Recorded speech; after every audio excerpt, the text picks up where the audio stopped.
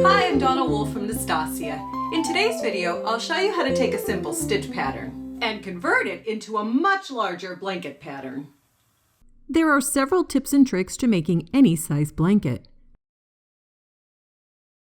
The first thing to do is select a stitch pattern. Next, you'll want to measure the size blanket you wish to make. You can custom measure the width and length, or just use the size chart located on my website. Next, calculate the amount of yarn you will need. I do have a yarn estimate chart and calculator on my website. Next, decide on a crochet hook size. I usually look on the yarn label for that information. For this medium weight yarn, they suggest an I or 5.5 millimeter size crochet hook. This is a thinner DK weight yarn, and they suggest a size G or 4 millimeter crochet hook. Now you'll need to figure out the starting chain. Let's do an easy one first.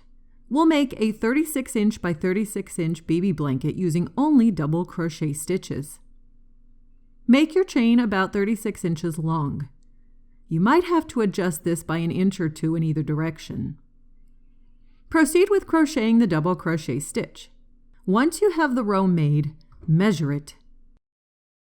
If it's 36 inches, you are good to continue on to the next row. If it's not, rip it out and adjust your starting chain again.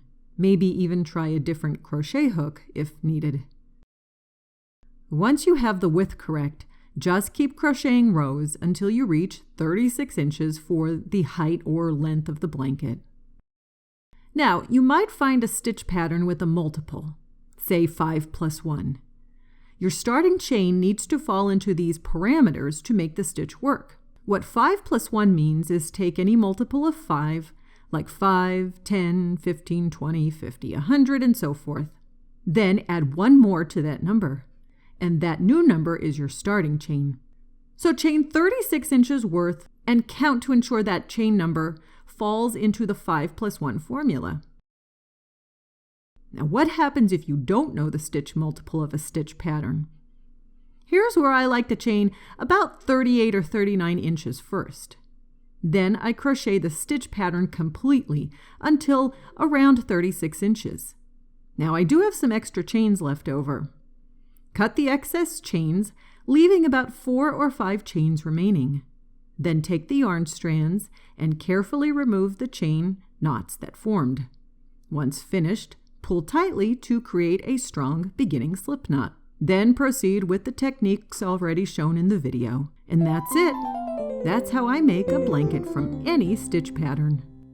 Thanks so much for watching my video. Please subscribe to my YouTube channel to get notified of new videos from me each week.